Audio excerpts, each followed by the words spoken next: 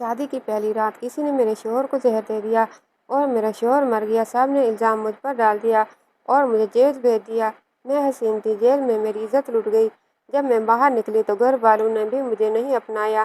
میں سڑک پر بیٹھی رو رہی تھی جب ایک فقیر بولا، مجھ سے نکاح کر لو۔ میرے پاس کوئی چارہ نہیں تھا۔ میں شادی کر کے جو ہی اس کے ساتھ گئی تو اسٹیج پر بیٹھتے ہی میرے پیروں تلے سے زمین نکل گئی۔ میں دلہن بنی اور روسی لباس میں ملبوس گاڑی کی طرف جا رہی تھی۔ مجھے کچھ ہوش نہیں تھا کہ مجھے گاڑی کی طرف کون لے جا رہا ہے۔ ماضی کا ایک پل میری آنکھوں کے سامنے گھومنے لگا۔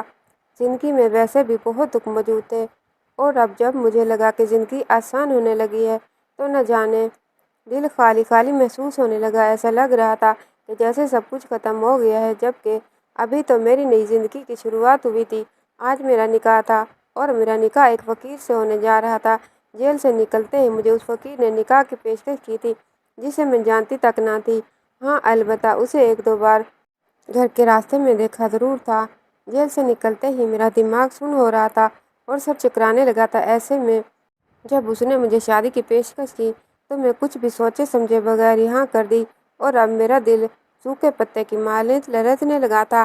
اگر میرا یہ فیصلہ غلط ثابت ہو گیا تو میں کیا کروں گی؟ گھر والوں نے ویسے بھی قبول کرنے سے انکار کر دیا تھا۔ ان کے نزدیک میں ایک قاتلہ تھی اور اپنی عدت پوری کرنے کے بعد قتل ثابت نہ ہونے کی وجہ سے جیل سے تو باہر آ گئی تھی، لیکن اس کے بعد بھی میری زندگی جیسے ہی کانٹوں پر چل رہی تھی۔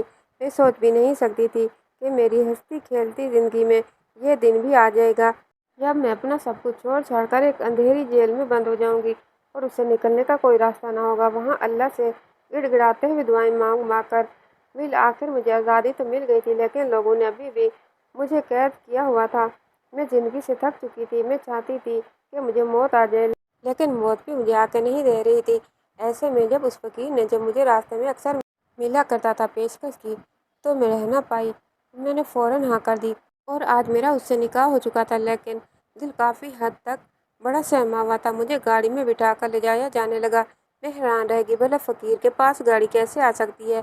اس کے پاس تو گاڑی نہیں ہونی چاہیے، اور جس علاقے میں گاڑی جا رہی تھی وہ علاقہ میرا جانا پہچانا تھا۔ ذہن پر بہت زور دینے کے باوجود مجھے کچھ سمجھ نہیں آ رہا تھا۔ شاید میری یادداشت بھی جیل میں رہ کر کمزور ہو چکی تھی۔ میں نے ہر فکر سے خود کو آزاد کرنے کی کوشش کی اور سر جھٹک کر گاڑی کی سیٹ پر اپنا سر ٹکا دیا۔ اب کچھ فائدہ نہیں ہے، جو ہوگا دیکھا جائے گا۔ میرے حق میں فقیر بہتر ہوا تو ٹھیک، ورنہ جس طرح زندگی کے دوسرے دکھ میں سہہ لیے یہ بھی سہہ لوں گی۔ گاڑی انجان راستوں پر چلتی رہی، یہاں تک کہ ایک جھٹکے سے ایک بڑے گھر کے سامنے رکی تو میں حیران رہ گئی۔ میں نے فوراً سے گاڑی سے اترنا مناسب سمجھا۔ میرے شوہر میرے سامنے موجود نہیں تھے۔ انہوں نے مجھے کہا تھا کہ میں تمہیں گھر پر ملوں گا، تم بس دلہن کا لباس پہن کر مولوی صاحب کو اپنا ایجاب قبول ریکارڈ کروا کر بھیجی گئی گاڑی میں بیٹھ کر آ جانا۔ اور میں اس وقت ان سے کوئی سوال نہیں کیا تھا۔ جیسے ہی میں نے گھر کے اندر قدم رکھا تو میری آنکھیں حیرت سے پھیلتی چلی گئیں۔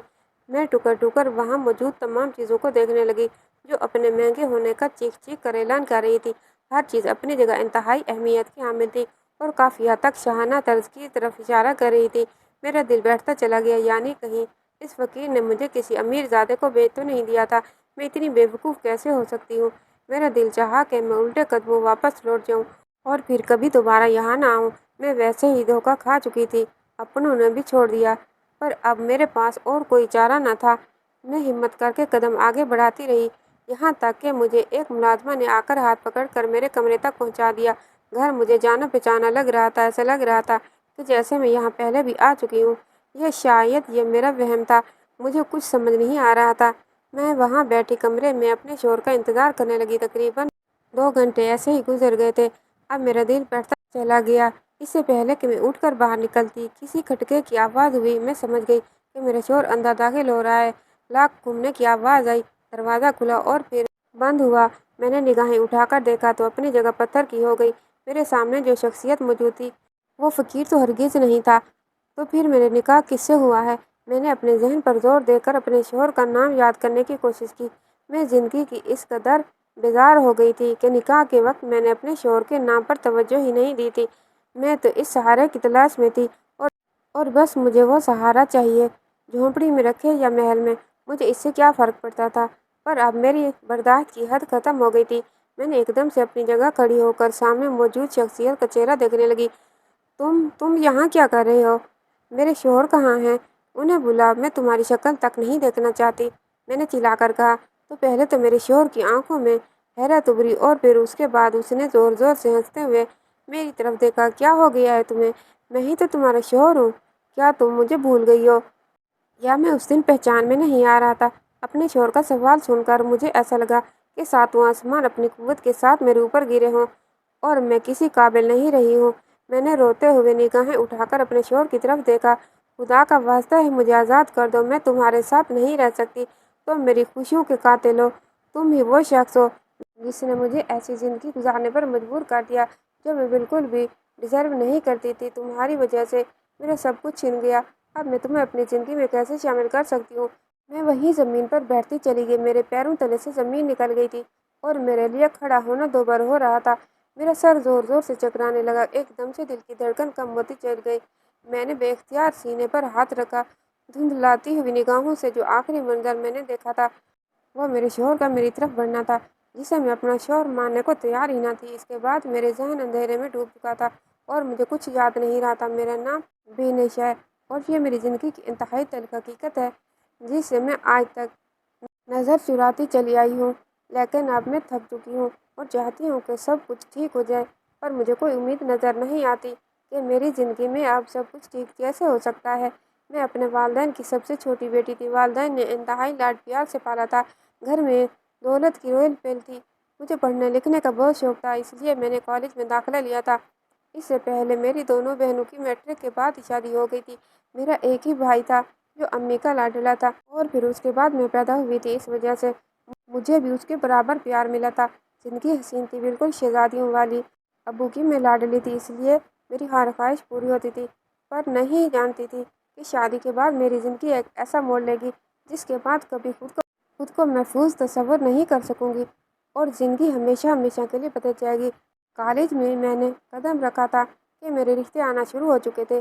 امی ابو کو ویسے بھی میری شادی کی فکر لگی ہوئی تھی، کیونکہ انہوں نے میری بہنوں کی جلدی شادی کر دی تھی اور اسی وجہ سے انہیں لگتا تھا کہ میری شادی بھی جلدی ہو جانی چاہیے۔ پر میں پڑھ لکھ کر اپنے خوابوں کو پورا کرنا چاہتی تھی۔ میرا مقصد تھا کہ میں ٹیچر بنوں اور بچوں کو انتہائی پیار محبت سے پڑھا سکوں۔ میرے نزدیک جو کمیاں اسکول لائف میں میرے اندر رہ گئی تھی وہ ٹیچرز کی عدم توجہ کی بدولت تھی، اس لیے میں چاہتی تھی کہ میں ایک ایسی ٹیچر بنوں جو بچوں کو انتہائی پیار محبت سے ان کی نفسیات کے مطابق پڑھائے تاکہ وہ پڑھائی میں بہتر طریقے سے دلچسپی لے سکیں۔ میں نے اپنے خواب کا ذکر اپنے والد صاحب سے بھی کیا تھا اور وہ میرا ساتھ دینے کے لیے تیار تھے۔ ہر ماں کی طرح میری ماں کو بھی میری فکر لگی رہتی تھی، انہوں نے میرے لیے رشتہ دیکھنا شروع کر دیے تھے۔ یہاں یہ بات بتاتی چلوں کہ ابو کے دو بڑے بھائی تھے جنہیں میں تایا جان اور چاچا جان کہا کرتی تھی۔ سب سے بڑے بھائی کو میں تایا جان اور ان سے چھوٹے کو میں چاچا جان کہا کرتی تھی۔ تایا جان نے شروع سے ہی ابو کے کان میں یہ بات ڈال دی تھی کہ میرے اصفر کے لیے تیری بیٹی ٹھیک رہے گی، جبکہ میرے دل میں ایسی کوئی بات نہ تھی۔ میں اپنے والد صاحب کو صاف اور واضح طور پر بتا دیا تھا کہ میں اصفر سے شادی نہیں کروں گی کیونکہ میں اسے پسند نہیں کرتی، وہ مجھ سے عمر میں بھی کئی گنا بڑا ہے، یعنی تقریباً ہمارے درمیان 5-6 سال کا فرق تو لازمی تھا۔ جبکہ چاچا جان نے بھی امی سے ریکویسٹ کی تھی کہ بینش کو ہماری بہو بنا دے اور اس وجہ سے ان دونوں بھائیوں کے درمیان اختلافات تھے۔ میں نے امی ابو کو صاف اور واضح طور پر بتا دیا تھا کہ میں رشتہ داروں میں کسی سے شادی نہیں کروں گی، اگر آپ کو کسی ایک کو بھی ہاں کر دی تو دوسرے کا دل ٹوٹ جائے گا اور میں اس طرح کے فسادات والی شادی ہرگز نہیں کر سکتی تھی۔ ابو میری سوچ کے قائل ہو گئے تھے، لیکن امی کی چونکہ چچی سے کافی حد تک دوستی تھی، اس لیے انہوں نے مجھے بلا اثر میرے کزن رامش کے لیے منا لیا تھا۔ میری منگنی کی خبر عام ہو چکی تھی، جبکہ ابھی میں نے خود فیصلہ نہیں لیا تھا۔ میں نے صرف امی کو ٹالنے کے لیے رامش کا کہا تھا اور ابو امی نے میرے اس ٹالنے کو ہی میری ہاں سمجھ کر تمام خاندان میں یہ بات پھیلا دی تھی کہ بینش نے رامش کے لیے ہاں کر دی ہے اور اصفر کے لیے منع کر دیا ہے۔ تایا جان کو اس بات کے لیے بہت بڑا افسوس ہوا تھا اور انہوں نے کچھ کہنے کے بجائے چپ اوڑھ لی تھی۔ ابو کو بھی افسوس ہوا تھا، انہیں امی کی جلد بازی پر غصہ آیا تھا۔ اس بات کا انہوں نے صدمہ لے لیا تھا کہ ان کا بڑا بھائی ان سے ناراض ہے۔ وہ امی سے کہا کرتے کہ بیٹی کو ایسی جگہ نہیں جھونکنا چاہیے جہاں پہلے سے بھی باتوں پر مزید اختلافات بڑھ جائیں، پر امی کو داماد کے روپ میں رامش کے علاوہ اور کوئی بھاتا ہی نہیں تھا۔ رامش اپنے گھر کا سب سے بڑا بیٹا تھا اور اکلوتا تھا، جو اچھی خاصی جاب کرتا تھا، مہینے کے تقریباً 60,000 تو آرام سے کما لیتا تھا۔ اس پر گھر کے کوئی زیادہ اخراجات بھی نہیں تھے۔ میری زندگی عیش و آرام سے گزرنے والی تھی۔ اختلافات بڑھنے لگے تو میں نے امی سے کہا کہ جلدی میری شادی کا اعلان کر دیں تاکہ تمام لوگوں کے منہ بند ہو جائیں۔ امی نے منگنی کا تو باقاعدہ طور پر اعلان کر دیا تھا، اس لیے اب دوبارہ توڑنا میرے بس کی بات نہیں تھی۔ اپنی ذات کو یوں موضوع بنتے دیکھنا میرے لیے بہت تکلیف دہ تھی، اس لیے میں نے امی سے کہہ دیا کہ آپ رامش اور میری شادی کی تاریخ طے کر دیں۔ میں نے خود اپنے منہ سے بات کہی تھی۔ میں بہت تکلیف میں تھی کیونکہ ہر زبان زد یہ بات عام تھی کہ رامش اور بینش کا کوئی نہ کوئی چکر تو ضرور تھا جو اس نے اسفر کو ٹھکرا دیا، جبکہ سچ بات تو یہ تھی کہ میں نہ تو رامش سے شادی کرنا چاہتی تھی اور نہ ہی میں اسفر کے لیے ہاں کر رہی تھی۔ پر امی کی ضد نے مجھے یہ دن دکھایا تب میں بالکل خاموش ہو کر رہ گئی تھی۔ ابو نے چہچہاتی ہوئی بلبل کی خاموشی کو اچھی طرح محسوس کر لیا تھا۔ یہاں یہ بتاتی چلوں کہ مجھ سے پہلے میرے بھائی کی شادی ہو چکی تھی اور بھائی کی بیوی اسفر کی چھوٹی بہن تھی۔ اس وجہ سے بھی ہمارے گھر میں اختلافات پڑ گئے تھے، پر بھابھی نے کھلے دل سے قبول کر لیا تھا کہ جو اس کی مرضی ہوگی وہی میری مرضی ہوگی۔ بینش پر کسی طور پر زبردستی نہیں کر سکتے، جبکہ بینش کے فرشتوں کو بھی علم نہیں تھا کہ اس کی والدہ رامش سے اس کا رشتہ طے کر رہی ہیں۔ اب میرے پاس شادی کے علاوہ اور کوئی چارہ نہ تھا، اس لیے میں نے فسادات سے بچنے کے لیے امی کو واضح طور پر پیغام دے دیا کہ اب میری جلد از جلد شادی کر دیں۔ امی نے ایسا ہی کیا اور پورے خاندان میں یہ بات مشہور ہو گئی کہ جلد بینش اور رامش کی شادی ہونے والی ہے۔ مجھے اپنے خوابوں کو ٹوٹنے کا بے حد افسوس تھا۔ رامش مجھ سے محبت کرتا تھا اور اس بات کا اندازہ مجھے میری مایوں والے دن ہوا جب وہ چپکے سے مجھ سے ملنے آیا اور میں اپنے کمرے میں مایوں کی دلہن بنی اداس بیٹھی اپنے خوبصورت دنوں کو یاد کر رہی تھی جو ماں باپ کے گھر میں انتہائی شاندار گزرے تھے، جہاں کوئی فکر اور پریشانی نہ ہوتی تھی۔ اور اب میری زندگی بدلنے والی تھی۔ کسی اور کو اپنی زندگی میں ہر قسم کے حقوق کا مالک بنا دینا اتنا آسان نہیں تھا جتنا کہنا آسان تھا۔ میں رو پڑی تھی اور اپنے کمرے میں بیٹھی اس بات کا انتظار کر رہی تھی کب میرے دل کو خوشی محسوس ہوگی۔ اسی وقت کمرے کا دروازہ کھلا اور رامش اپنے سامنے کھڑا دیکھ کر میں حیران رہ گئی۔ میری نظریں شرم سے جھک گئیں۔ رامش مجھے دیکھ کر مسکراتے ہوئے کہنے لگا، تمہیں دیکھنے کے لیے مجھے اپنے گھر والوں سے جھوٹ بولنا پڑا۔ میں تم سے بہت محبت کرتا ہوں۔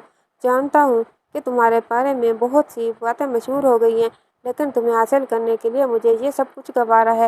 تم اداس مت ہو، تمہارا شوہر ہمیشہ ہمیشہ تمہارے ساتھ ہے۔ اس کی اس طرح کی یقین دہانی نے میرے اندر جیسے خوشی کی کلی کھلا دی تھی اور میں خوشی سے جھوم اٹھی تھی۔ وہ چند گھنٹے وہاں بیٹھا مجھ سے باتیں کرتا رہا۔ اسی دوران مجھے اندازہ ہو گیا کہ وہ واقعی میں ہیرے جیسا شخص ہے جسے کھو کر میں بہت بڑی غلطی کرنے والی تھی۔ اس دن پہلی بار مجھے اپنی والدہ پر بہت پیار آیا جنہوں نے میرے لیے واقعی ہیرا چنا تھا اور مجھے زندگی کی تمام خوشیاں دینے کی بھرپور کوشش کی تھی۔ 2 دن گزر چکے تھے، میرے ہاتھوں میں مہندی کی لگ چکی تھی اور میں نے انتہائی پیار محبت سے رامش کا نام لکھوایا تھا۔ ابو نے مجھے پہلی بار مسکراتے دیکھا تو ان کے دل میں بھی جیسے ٹھنڈک پڑ گئی اور انہوں نے مجھے اپنے پاس بلا کر کہا، بیٹا کبھی بھی یہ مت سمجھنا کہ تم اکیلی ہو، ہم ہمیشہ تمہارے ساتھ ہیں۔ اگر کبھی شادی کے بعد کوئی مسئلہ ہو تو ہم سے کبھی نہ چھپانا بلکہ ہمیں اسی وقت بتا دینا، ہم تمہارا مسئلہ حل کرنے کے لیے ہمیشہ ہمیشہ پیش رہیں گے۔ ویسے تو میری دعا ہے کہ ایسا کوئی مسئلہ پیش نہ آئے اور تم اپنی زندگی میں خوش رہو۔ ابو نے مجھے دعا دی اور نصیحت بھی کی تھی۔ بالآخر وہ دن آن پہنچا جب میں دلہن بن کر رامش کے گھر ہمیشہ ہمیشہ کے لیے تشریف لے جانے والی تھی۔ میں دلہن کے لباس میں موجود برائڈل روم میں بیٹھی اپنی بارات کے آنے کا انتظار کرنے لگی۔ وہاں بیٹھ کر میری کمر درد کر چکی تھی، لیکن خوشی اس قدر زیادہ تھی کہ درد کا احساس جاتا رہا تھا۔ اسی دوران بچوں کے چیخنے چلانے کی آواز آئی اور پھر پٹاخوں کی آواز آئی۔ تب میں سمجھ گئی کہ بارات آ چکی ہے۔ ڈھول کی تھاپ پر بارات کا استقبال کیا جانے لگا۔ برائڈل روم میں موجود کھڑکی سے مجھے باہر کا تمام منظر دکھائی دے رہا تھا۔ میں نے رامش کے چہرے پر پہلی بار اتنی زیادہ خوشی دیکھی تھی۔ وہ بار بار ہنس رہا تھا، مسکرا رہا تھا۔ تبھی میں نے ایک حیرت انگیز منظر دیکھا تھا۔ اپنے منہ پر دوپٹہ اوڑھے ایک لڑکی آگے بڑھی تھی اور اس نے میرے شوہر کو دودھ کا گلاس دودھ پلانے کے لیے پیش کیا تھا۔ انہوں نے بارات کے ساتھ رقص کرتے کرتے باتوں ہی باتوں میں دودھ کا گلاس پی لیا، اس لڑکی کو واپس کیا اور وہ ہال میں آنے کے بجائے کہیں غائب ہو گئی۔ میں یہ منظر اپنی آنکھوں سے دیکھا تھا، مجھے بہت عجیب لگا اور میں نے سر جھٹک کر اپنی خوشیوں کی طرف توجہ دی۔ لیکن مجھے کیا پتہ تھا کہ وہی لڑکی میری خوشیوں کی قاتل ہوگی۔ میرے شوہر اچانک رقص کرتے کرتے رک گئے۔ انہیں گرمی سی محسوس ہونے لگی تھی۔ انہوں نے اپنی شیروانی کے بٹن کھولے۔ ان کی طبیعت خراب ہونے لگی تھی۔ انہیں ہال میں لایا گیا، میرے سامنے پنکھے میں بٹھایا گیا۔ طبیعت بحال ہوئی تو فوراً سے نکاح کر دیا گیا اور رخصتی کا شور مچ اٹھا۔ तभी अम्मी दूध लेकर आईं तो वो हैरान हुआ। आंटी, दूध तो मुझे पहले ही किसी ने पिला दिया था, आपने उन्हें नहीं भेजा था। अम्मी ने फटी फटी निगाहों से मेरी तरफ देखा। नहीं बेटा, मैंने तो नहीं भिजवाया था, ये तुम्हारी रोजा ने भिजवाया होगा। क्या पता उसे शौक हो अपने शोहर का इस तरह इस्तकबाल करने का। मेरी एक कज़न ने चुटकुला छोड़ा तो मैं खौफजदा निगाहों से अपने शोहर की तरफ देखने लगी। वो मंजर मुझे उस वक्त भी अजीब लगा था और अब दोबारा यूं उस बात का तज़किरा लाना मेरी छठी हिस्स मुझे कुछ अनहोनी का एहसास दिलाने लगी थी। मैं हैरान रह गई, दिल घबराने लगा। मेरे शोहर की तबीयत के पेश नज़र शादी की तमाम रसूमात को कैंसिल करके जल्द अज जल्द मेरी रुखसती का ऐलान कर दिया गया और मैं रोते रोते अपने माँ बाप की दुआओं के साए में अपने कमरे में आ गई। मेरे शोहर जैसे ही मेरे कमरे में कदम रख के मेरे पास आए तो उन्हें खून की एक बहुत बड़ी उल्टी हुई और मैं अपनी जगह साकित रह गई। उन्होंने मेरे हाथों में दम तोड़ दिया, मेरी तरफ देख भी न सके, न मुस्कुरा सके और हमेशा हमेशा के लिए आंखें बंद करके इस दुनिया से रुखसत हो गए। फटी फटी निगाहों से ये मंजर देखती रही और फिर उसके बाद मैंने ऊंचा ऊंचा रोना शुरू कर दिया। मैंने उन्हें वहीं पलंग पर लिटाया, अपने खून आलूद हाथों को देखा। मेरा पूरा अरूसी लिबास खून आलूद हो चुका था। मैं भागकर बाहर आई तो तमाम घर वाले मुझे देखकर हैरान थे। क्या हुआ मेरे बेटे को? तुम रो क्यों रही हो? मैंने अंदर इशारा किया तो वो लोग भागकर वहां आए और फिर दूसरे ही लम्हे चची जान ने मुड़कर मुझे एक जोरदार थप्पड़ रसीद कर दिया। ना मुराद, तेरे आने से ही मेरा बेटा चला गया। ज़रूर तेरी कर शैतानी होगी, मुझे तो पहले ही पता था। तू असफर से शादी करना चाहती थी, लेकिन मेरा ही दिमाग खराब हो गया था जो मैंने तुझे ही अपनी बहू के रूप में देखना चाहा। मुझे क्या पता था कि तू डाइन है, कातिला है। तूने मेरे बेटे को कत्ल कर दिया, तेरे हाथ खून से रंगे हैं। चाची जान सीने पर हाथ मार मार कर जोर जोर से रो रही थी और मैं हैरानी से यह मंजर देख रही थी। मेरा दिमाग जैसे सुन्न हो गया था। मैंने कुछ भी नहीं किया था। मैंने रोते हुए बुलंद आवाज़ से अपनी गवाही देना चाहिए। मैं बेगुनाह थी, मैं तो रामेश से मोहब्बत करने लगी थी। भला मैं उसे क्यों कत्ल करती? चचा जान ने भी आगे बढ़कर मुझ पर थप्पड़ों की बरसात कर दी। अगर तुझे मेरा बेटा पसंद नहीं था तो उसी वक्त मना कर देती। असफर के लिए तूने मेरे बेटे को मार डाला, मैं तुझे नहीं छोड़ूंगा। उन्होंने उसी वक्त पुलिस को फ़ोन किया और पुलिस ने मुझे गिरफ्तार कर लिया। मैं अपनी सफाइयाँ देती रही लेकिन किसी ने मेरी एक न सुनी और यूं सब ने मुझे कातिला करार दे दिया। मैं जेल में आ चुकी थी, दुल्हन के लिबास में जेल में मौजूद थी। किसी ने मुझे लिबास तब्दील करने का वक्त भी ना दिया। रोती रही, चिल्लाती रही। मुझ पर कत्ल का मुकदमा दर्ज हो चुका था। मेरे घर वालों ने भी मुझसे आंखें फेर ली क्योंकि उन्हें भी लगता था कि शायद मैंने यह कदम उठाया है। मैंने रो रो कर उनके सामने हाथ जोड़ दिए, उन्हें अपनी बेगुनाही का यकीन दिलाना चाहा, लेकिन सब ने आंखें फेर ली थी। अब्बू यह सदमा बर्दाश्त न कर सके थे और इस दुनिया से रुखसत हो गए थे। अम्मी बेवा हो चुकी थी, भाई ने भी मुझसे ताल्लुक़ तोड़ दिया। ऐसे में मेरा घराना तो मुकम्मल तौर पर बर्बाद हो गया था। मैं खुद बर्बाद हो गई थी। शादी की पहली रात भी बेवा हो चुकी थी, लेकिन किसी को मेरा दर्द नज़र नहीं आ रहा था। चची जान को सिर्फ अपना दर्द अजीज था। उनका जवान बेटा गया था। मुझे मालूम है कि यह दर्द बहुत बुरा होता है। जवान मौत इंसान को वक्त से पहले ही बुरा कर देती है, पर इसमें मेरा क्या कसूर था? मुझे भी तो दुख पहुंचा था। मेरा भी तो शोहर दुनिया से रुखसत हुआ था, लेकिन इन तमाम लोगों ने मिलकर मुझ पर इल्ज़ाम तराशी शुरू कर दी थी और मुझे जेल तक में बंद कर दिया। उनके नज़दीक इन सब के पीछे मैं और असफर मिले हुए थे। मुझे शादी में असफर कहीं नज़र नहीं आया था, न उसने मुझे बचाने की कोशिश की थी। मुझे हैरत हुई थी कि ये सब कुछ क्या हो रहा है। मैं वहीं जेल में बैठी अपनी बेगुनाही का इंतज़ार कर रही थी कि कब मैं बेगुनाह साबित हूँ और कब अल्लाह पाक मुझे यहाँ इस जेल अंधेरी कोठरी से निकाले। जिनकी यूं रुख बदलेगी मैंने कभी नहीं सोचा था। मैं रोकर हर रोज़ रात को अल्लाह से ये दुआ करती कि मेरे अल्लाह मेरी बेगुनाही साबित हो जाए और मैं यहाँ से छूटकर निकल जाऊँ। न जाने किसकी बदुआ लगी थी मुझे, शायद असफर की बदुआ लगी थी। मुझे आज तक ये मालूम नहीं हो सका कि मेरे शोहर का कातिल कौन था, पर हैरत अंगेज़ तौर पर यह बात थी कि मुझे जेल में ख़त मिलना शुरू हो गए थे जिसमें इस बात का एतराफ़ किया जाता था कि मैंने तुम्हारे शोहर को मारा है। मुझे माफ़ कर देना, मुझे इस बात का अफसोस है, पर इससे कई ज़्यादा अफसोस मुझे इस बात का है कि तुम मेरी वजह से जेल की सलाखों के पीछे हो। लिखने वाला इसमें अपनी जिन्स ज़ाहिर न करता था, बस ऐसी ही बातें लिखी होती थी जिससे गुमान होता कि आया ये लड़के का खत भी हो सकता है और लड़की का भी। मैंने अदालत में सबूत के तौर पर वो खत जमा करवाने की कोशिश की थी, लेकिन जेल में शायद तमाम लोग रिश्वत खाकर बैठे हुए थे। उन्होंने मेरा खत आला अदालत तक पहुंचने से पहले ही बर्बाद कर दिया था। अब तो जेल में वो खत मिलना भी बंद हो चुके थे। میں تقریباً 2 سال تک جیل کی سلاخوں کے پیچھے رہی تھی۔ جیلر ایک انتہائی بدکردار شخص تھا۔ وہاں موجود جیل کی ہر عورت کو اس نے برباد کرنے کی کوشش کی تھی۔ مجھے نہیں معلوم تھا کہ میری باری بھی جلد آنے والی ہے اور وہ مجھے بھی برباد کر کے چھوڑے گا۔ افسوس اس وقت ہوا جب رات کے آخری پہر میں نے جیلر کو اپنی اندھیری کوٹڑی میں پایا تھا اور پھر اس کے بعد اس نے میری عزت پر حملہ کر دیا تھا۔ میں چلائی چیخی تھی، پر وہاں میری مدد کے لیے کوئی بھی نہیں آیا تھا۔ اس نے میری عزت کو تار تار کر دیا تھا۔ محض 25 سال کی عمر میں نے اپنی زندگی کے انتہائی برے دنوں کا سامنا کر لیا تھا۔ اس دن میں شدت سے روئی تھی اور گڑ گڑا کر اللہ سے دعا مانگی تھی کہ یا اللہ، اب میرے صبر کی حد مکمل ہو چکی ہے۔ میرے صبر کا پیمانہ لبریز ہو گیا ہے۔ میرے صبر کا جام جھلک گیا ہے۔ میں اب مزید یہاں نہیں رہنا چاہتی۔ یا اللہ، تو کوئی راستہ نکال، میں یہاں سے جانا چاہتی ہوں۔ مجھے یہاں سے باعزت بری کر دے۔ صبح ہوتے ہی میں نے زور زور سے رونا شروع کیا تو جیلر کی ڈیوٹی ختم ہوئی تھی۔ اس نے مجھے ڈرانے دھمکانے کی کوشش کی اور اب میرے پاس کھونے کے لیے کچھ بھی نہ بچا تھا۔ واحد عزت تھی جو میں کھو چکی تھی، اس لیے میں نے اس کی کسی بات کو خاطر میں لائے بغیر زور زور سے وہاں موجود تمام لوگوں کو یہ کہنا شروع کر دیا کہ اس شخص نے میری عزت پر حملہ کیا ہے اور مجھے لوٹ لیا ہے۔ میں اس پر مقدمہ درج کرنا چاہتی ہوں۔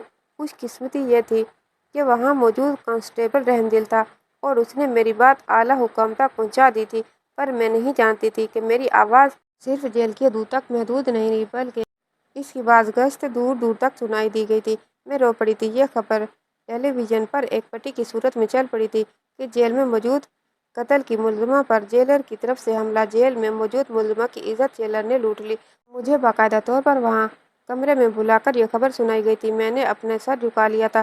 یہی سچ تھا اور میرے کھونے کے لیے کچھ نہیں تھا۔ عزت تو چلی گئی تھی، اب اگر یہ عزت دوبارہ اچھل جاتی تو اس میں کیا وہی برا تھا؟ میں کسی حال میں بھی اس جیلر کو نہیں چھوڑ سکتی تھی جس نے مجھ سے پہلے ہی نہ جانے کتنی عورتوں کے ساتھ غلط سلوک کیا تھا۔ میں رو رو کر تھک چکی تھی۔ میڈیا کے لوگ آ کر مجھ سے بیان لے رہے تھے۔ جب میں نے ہاتھ جوڑ کر وہاں لوگوں سے کہا تھا کہ میرے کیس میں دوبارہ سے نظر ثانی کی جائے، میں نے شوہر کو نہیں مارا، یہ بات جنگل کی آگ کی طرح پورے میڈیا میں پھیل گئی تھی۔ پہلے نئے سرے سے میرے کیس کو دیکھا جانے لگا۔ میری شادی کی ویڈیو کو دیکھا گیا جس میں واضح طور پر پتہ چل گیا تھا کہ میرے شوہر کو زہر دے کر مارا گیا تھا اور وہ عورت منہ پر دوپٹہ باندھ کر میرے شوہر کو دودھ کا گلاس دے کر گئی تھی۔ دراصل اس دودھ میں ہی زہر موجود تھا۔ میں باعزت بری ہو گئی تھی، لیکن جو خبر اس خبر سے بھی پہلے چل چکی تھی کہ ایک جیلر نے میری عزت لوٹ لی ہے۔ میرے گھر والوں نے مجھ سے لا تعلقی کا اعلان کر دیا۔ امی بھائی کے رحم و کرم رہتی کیسے مجھے اپنے گھر میں قبول کرتی۔ مجھے لگا تھا کہ میری زندگی آسان ہو گئی ہے، لوگ مجھ سے معافی مانگیں گے، مجھ سے ہمدردی کریں گے اور مجھے ایک بار پھر سے ایک گھر میں پناہ مل جائے گی، لیکن میں بے حد غلط تھی۔ جو کچھ میں نے سوچا تھا سب کچھ اس کے برعکس تھا۔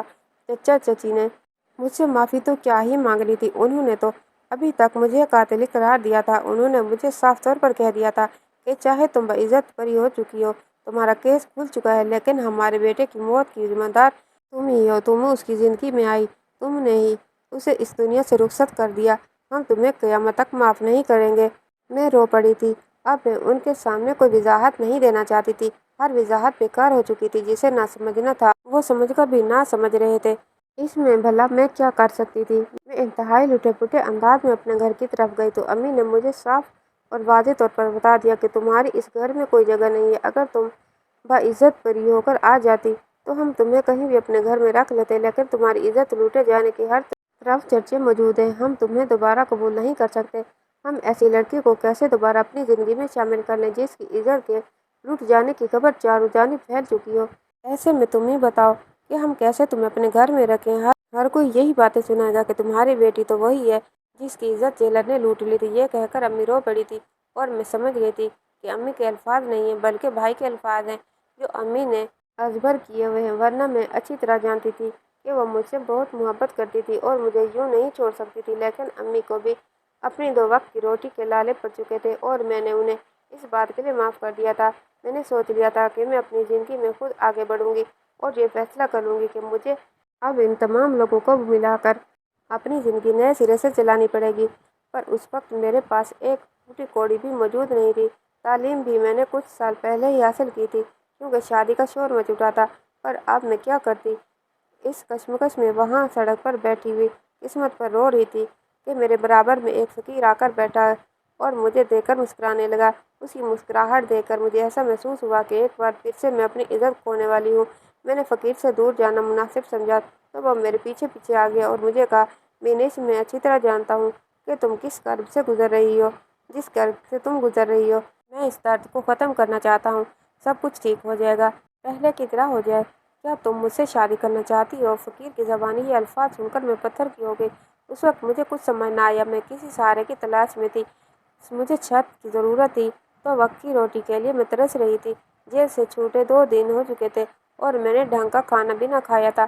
فقیر نے مجھے کھانا دیا تھا۔ میں نے وہ کھانا حلق میں آنسوؤں کے گولے کے درمیان اتارا تھا اور تب میں نے اس فقیر کو دیکھ کر فوراً ہی ہاں کر دی۔ میں تم سے شادی کرنے کے لیے تیار ہوں۔ میری یہ بات سن کر اس فقیر نے محبت سے میری طرف دیکھا۔ ٹھیک ہے، پھر کل میں تمہیں اپنے ساتھ بیاہ کر اپنے گھر لے جاؤں گا۔ فی الحال تم اس جھونپڑی میں گزارا کر دو۔ وہ مجھے ایک جھونپڑی میں لے آیا۔ کل تمہیں شادی کا جوڑا بھی دے دیا جائے گا اور پھر میں تمہیں اپنے گھر لے جاؤں گا۔ تمہیں کوئی اعتراض تو نہیں ہے؟ تم ایک بار پھر سے سوچ لو۔ فقیر کی میلی کچیلی داڑھی اور اس کا میلا بدن دیکھ کر مجھے لگا تھا میں نے غلط فیصلہ کیا ہے، پر پھر اپنے سر پر کھلے آسمان کو کب تک موجود رہنے دیتی؟ اس لیے میں نے فیصلہ کر لیا کہ میں اس فقیر سے شادی کر کے رہوں گی، چاہے کچھ بھی ہو جائے۔ مجھے کسی سیڑھی کی تلاش تھی، اگر وہ غریب تھا تو غریب ہی صحیح، میں اس کے ساتھ بھیک مانگ کر گزارا کر لوں گی۔ زندگی میں کبھی نہیں سوچا تھا کہ شہزادیوں کی طرح زندگی گزارنے کے بعد اپنی زندگی میں مجھے بھیک بھی مانگنی پڑے گی اور زندگی اس قدر بدترین ہو جائے گی۔ جیل سے جان چھوٹی، اس بات کے لیے میں نے اللہ پاک کا شکر ادا کیا تھا۔ اب آگے کی زندگی بھی آسان ہو جائے، میں نے خود کو خود سے تسلی دی۔ مجھے صبح ہی صبح ایک عورت کے ہاتھوں شادی کا جوڑا بھجوا دیا گیا۔ شادی کا جوڑا دیکھ کر میری آنکھیں حیرت سے پھیل گئی تھی۔ ایسا خوبصورت جوڑا میں نے آج سے پہلے کبھی نہیں دیکھا تھا۔ اتنا پیارا جوڑا میں پہنوں گی، ایسا جوڑا تو میں نے رامس اور اپنی شادی کے موقع پر بھی نہیں پہنا تھا۔ میں نے لباس سے تن کیا تو ایک گاڑی مجھے لینے کے لیے آ گئی۔ میں حیران تھی کہ فقیر ہے اور اس کے پاس گاڑی کہاں سے آئی، پر اپنے ذہن کو تمام سوچوں سے آزاد کیے میں سب سے پہلے ہی اس گاڑی میں پارلر تیار ہونے کے لیے چلی گئی تھی۔ وہاں مجھے خوبصورتی سے تیار کیا گیا تھا اور پھر گاڑی ایک اجنبی جگہ لے گئی جہاں مجھے ایجاب و قبول کے لیے اجازت طلب کی گئی۔ میں نے اپنے شوہر کے نکاح میں قبول کر لیا اور اپنی زندگی میں اس کے نام کر دی، یہ جانے بغیر کہ وہ کون ہے، کیسا ہے۔ زندگی اتنی تلخ ہو چکی تھی کہ میں نے اس بات کی ضرورت ہی محسوس نہیں کی۔ مجھے بس ایک سہارے کی ضرورت تھی، اس کے لیے میں نے فقیر کی پیشکش قبول کر لی تھی۔ لیکن یہ دیکھ کر حیران رہ گئی تھی کہ گاڑی ایک بنگلے کے پاس آ کر رک گئی تھی۔ میرے شوہر نے مجھے یہی کہا تھا کہ تم میرے گھر آ جانا، میں تمہارے سامنے تمہیں قبول کر چکا ہوں، اور ایسا ہی ہوا تھا۔ انہوں نے مجھے ریکارڈنگ بھیج دی تھی۔ حیرت انگیز طور پر میں نے انہیں دولہا بنے ہوئے نہیں دیکھا تھا۔ اگر دیکھ لیتی تو شاید میں انہیں کبھی اپنے شوہر کے روپ میں قبول نہ کرتی۔ میں جیسے ہی کمرے میں پہنچائی گئی تو تھوڑی دیر بعد کمرے کا دروازہ کھلا تھا اور میرے سامنے میرے شوہر کی حیثیت اصفر کھڑا تھا۔ تم یہاں کیا کر رہے ہو؟ میں نے اصفر سے پوچھا۔ اصفر نے پھنستے ہوئے میری طرف دیکھا۔ تمہارا شوہر ہوں تو میں ہی تو تمہارے کمرے میں آؤں گا؟ یہ سن کر میرے پیروں تلے سے زمین کھسک گئی تھی۔ میں تمہیں اپنا شوہر نہیں مانتی، چلے جاؤ یہاں سے۔ تمہاری وجہ سے میرا اتنا بڑا الزام لگا، میں تمہیں کبھی معاف نہیں کروں گی۔ اصفر نے آگے بڑھ کر مجھے اپنے گلے لگا لیا۔ میں اس کی باہوں میں مچلنے لگی تھی۔ مجھے تمہارے ساتھ نہیں رہنا، مجھے آزاد کر دو۔ میں تمہارے ساتھ کیسے رہ سکتی ہوں؟ میری جان حلق کو آ گئی تھی، بے ہوش ہو چکی تھی۔ اگلے دن جب ہوش آیا تو اصفر میرے سامنے شرمندہ کھڑا تھا۔ میں مانتا ہوں کہ میں قصوروار ہوں، میں نے ہی رامس کو زہر دینے کی کوشش کی تھی، لیکن خدا کا کرنا ایسا ہی ہوا کہ میں نے جس کرائے کے قاتل کو خریدا تھا میں نے اس سے فون کر کے منع کر دیا تھا۔ اس نے میری بات مان لی تھی۔ میرے اوپر سے ضمیر کا ایک بوجھ ہٹ چکا تھا۔ میرا ضمیر مجھے بار بار ملامت کر رہا تھا۔ وہ روتے ہوئے مجھے اپنی کہانی سنانے لگا، لیکن پھر وہ ہوا جس کا میں نے تصور بھی نہ کیا تھا۔ جس کرائے کے قاتل کو میں نے رامس کو مارنے کے لیے خریدا تھا وہ کوئی اور نہیں بلکہ رامس کی وہ گرل فرینڈ تھی جسے رامس چھوڑ چکا تھا اور یہ برداشت نہ کر سکی، اور اس نے رامس کو میرے لاکھ منع کرنے کے باوجود بھی زہر دے دیا تھا۔ کہیں نہ کہیں میں قصوروار تھا، میں اس حقیقت کو قبول کر چکا تھا۔ تم اب رامس کی ہو چکی ہو، لیکن شاید اس نے اس حقیقت کو قبول نہ کیا۔ وہ میری پرانی دوست رہ چکی تھی اور میں نے اس کا انتخاب بھی اس لیے کیا تھا، پر مجھے کیا پتہ تھا کہ وہ رامس کی نفرت میں اس حد تک آگے بڑھ جائے گی، اسے موت کے گھاٹ اتار دے گی۔ فقیر بن کر تمہیں شادی کی پیشکش کرنے کی وجہ یہی تھی کہ مجھے لگتا تھا کہ میری وجہ سے تمہاری زندگی برباد ہو گئی ہے۔ تمہاری زندگی میں جتنی مشکلات آئی ہیں میری وجہ سے آئی ہیں۔ میں اپنا گھر بار سب کچھ چھوڑ چکا تھا، میرا ذہنی توازن جیسے ہی اپنی جگہ پر نہ رہا تھا۔ جس دن مجھے یہ پتہ چلا کہ تم جیل سے رہا ہو کر واپس آ رہی ہو، تب میں نے سوچ لیا تھا کہ میں تمہیں اسی وقت راستے میں گھیر کر شادی کی پیشکش کروں گا۔ اگر تم نے شادی کی پیشکش قبول کر لی تو میں تمہیں زندگی میں تمام خوشیاں دے دوں گا، اور اگر تم نے شادی کی پیشکش قبول نہ کی تو اس دن میری زندگی کا بھی آخری دن ہوگا۔ میں نے سون ہوتے دماغ کے ساتھ اسفر کی زبانی یہ کہانی سنی تھی۔ میں ہچکیوں سے رو رہی تھی۔ وہ میرے پاس کھڑا میرے آنسو پوچھ رہا تھا۔ اگر گھر والوں کو پتہ چلے گا تو کیا سوچیں گے کہ واقعی میں ہی ان کی قاتلہ میں ہوں۔ تم اگر سچ میں مجھ سے محبت کرتے ہو تو یہ مقدمہ ہمیشہ ہمیشہ کے لیے مجھ سے ختم کروا دو اور رامس کے قاتلوں کو گرفتار کرواؤ، تبھی میرے دل کو سکون پہنچے گا۔ اسفر نے مجھ سے وعدہ کیا تھا۔ وہ اگلے ہی دن اپنی گواہی لے کر تھانے پہنچ چکا تھا۔ تھانے والوں میں اس کی گواہی رامس کی گرل فرینڈ کو گرفتار کر لیا گیا تھا۔ اور یوں میری زندگی کے وہ انتہائی مشکل دن جو میں نے کاٹے تھے، اسفر کی صورت ختم ہوئے تھے۔ اب میں اس کے ساتھ خوش و خرم زندگی گزار رہی ہوں۔ ماضی کو بھول کر ہم نے وہ شہر تک چھوڑ دیا ہے جہاں ہمارے رشتہ دار رہتے ہیں، تاکہ ہم دونوں کی زندگی میں کوئی مشکل دوبارہ نہ آئے۔ میں ایک بیٹے کی ماں بن چکی ہوں اور میں نے سوچ لیا ہے کہ میں اس کی تربیت ایسی کروں گی کہ اسے زندگی میں دوبارہ اسفر اور رامس کی طرح سامنا نہ کرنا پڑے۔ میں اسے عورت کی عزت کرنا سکھاؤں گی اور اسے یہ سکھاؤں گی کہ عورت کا ایک بار منع کرنے کا مطلب منع کرنا ہوتا ہے، اس پر وہ کسی کو قتل نہیں کر سکتا۔ اسفر بھی مجھے دیکھ دیکھ کر جیتے ہیں اور میری دنیا اسفر بن چکے تھے۔ انہوں نے ہی میری زندگی میں مشکل کھڑی کی تھی، انہوں نے ہی میری زندگی دوبارہ سے آسانی پیدا کی تھی۔ اس بات کے لیے ان کی جتنی شکر گزار رہتی کم تھا۔ ہم دونوں نے اپنے تمام اختلافات کے باوجود ماضی کی تمام تلخیوں کو بھلا کر اپنی زندگی کا آغاز کر دیا تھا، اور اب ہم 2 بچوں کے والدین بن چکے ہیں۔ ہم نے اپنے بچوں کو ہر قسم کی بہترین تربیت فراہم کی ہے اور یہ ثابت کر دیا کہ زندگی میں اگر مشکلات آتی ہیں تو پھر اللہ پاک آسانیاں بھی پیدا کرتا ہے، اور میری زندگی تو اس بات کی سب سے بڑی مثال تھی۔ کہانی کیسے لگی کمنٹ باکس میں رائے کا اظہار کیجیے گا، اور کہانی کو لائک اور شیئر ضرور کیجیے گا، اور اگر چینل پر نئے ہو تو چینل کو سبسکرائب کیجیے گا۔ انشاءاللہ تعالی اگلی کہانی کے ساتھ حاضر ہوں گے، تب تک کے لیے اللہ حافظ۔